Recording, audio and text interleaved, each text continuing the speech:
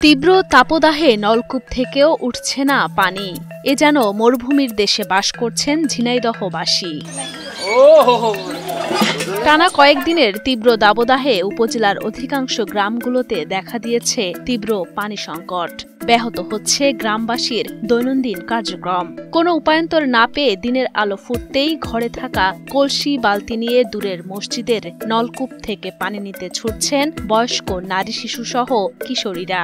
এখন খুব গরম, আমাদের কলে পানি নেই, রোদ গরমে আমরা অস্থির হয়ে যাচ্ছি, পানিও পাচ্ছি না, অনেক দূরের থেকে পানি আনতে হচ্ছে। আগে খুব পানি উঠতো সব দোকানে পানি খাইতো, খাইয়া দেয়। এখন যে পানি উঠা বন্ধ হয়ে গেছে, এখন পানি ওঠে না। ঝিনাইদহের শৈলকুপা উপজেলার আবাইপুর, যুগনি, আইসা সহ কয়েকটি গ্রাম উঁচু এলাকা হওয়ায় প্রচণ্ড খরার মধ্যে নেমে গেছে ভূগর্ভের পানির স্তর। সেজন্য বেশ কিছুদিন ধরেই কয়েকটি নলকূপ থেকে উঠছে না পানি। তীব্র তাপপ্রবাহের মধ্যে নলকূপ থেকে পানি না ওঠায় গ্রামবাসীর দুর্ভোগ বেড়েছে কয়েক গুণ। তাই তো দূর দূরান্ত থেকে পানি সংগ্রহ করেই তৃষ্ণা নিবারণ করছেন গ্রামবাসীরা।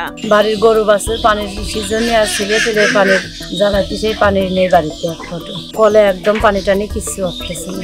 আমাদের এই আবাইপুর এলাকার মানুষের পানি খুবই কষ্ট। এই গরমের কারণে জনজীবন খুব দুর্বিষহ, মানুষের বেঁচে থাকা বড় দায় হয়ে গেছে। কোনো টিউবওয়েলে তো পানি উঠছেই না, বরং মাঠের যে বোরিংগুলো আছে এখানেও পানির অবস্থা খুব খারাপ।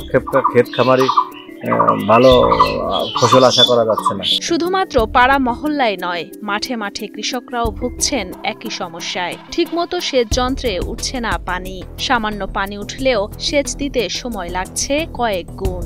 আগে এই বোরিংটায় পানি উঠতো পুষ মাঘ মাসে, যে 1 বিঘে 46 শতক জমি ভিজাতে লাগতো 4 ঘন্টার থেকে 5 ঘন্টা।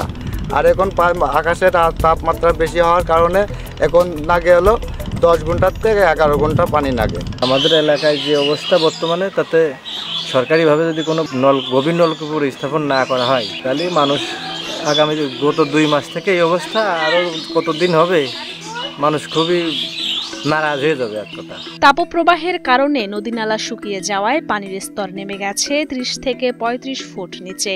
ফলে পানির এই সংকট বলে জানান জনস্বাস্থ্য প্রকৌশল অধিদপ্তরের উপসহকারী প্রকৌশলী সাইফুল ইসলাম। তবে সমস্যার সমাধানে কিছু প্রকল্প হাতে নেওয়া হয়েছে বলে জানান তিনি। এই সমস্যা উত্তরণের জন্য জনস্বাস্থ্য প্রকৌশল অধিদপ্তর ঝিনাইদহ সমূহ প্রকল্প হাতে নিয়েছে। এই প্রকল্পের মাধ্যমে ঝিনাইদহ জেলায় মহেশপুর এবং শৈলকুপা উপজেলায় 40টি কমিউনিটি বেস ওয়াটার সাপ্লাই প্রকল্প হাতে নেওয়া হয়েছে। এর মাধ্যমে প্রায় 300 থেকে 400 বাড়ি সুবিধা পাবে। এছাড়াও আমরা প্রত্যেক উপজেলায় 18টি করে কমিউনিটি বেস ওয়াটার সাপ্লাইয়ের পানি সরবরাহের জন্য প্রকল্প হাতে নেওয়া আছে, যার টেন্ডারের কাজ চলমান আছে।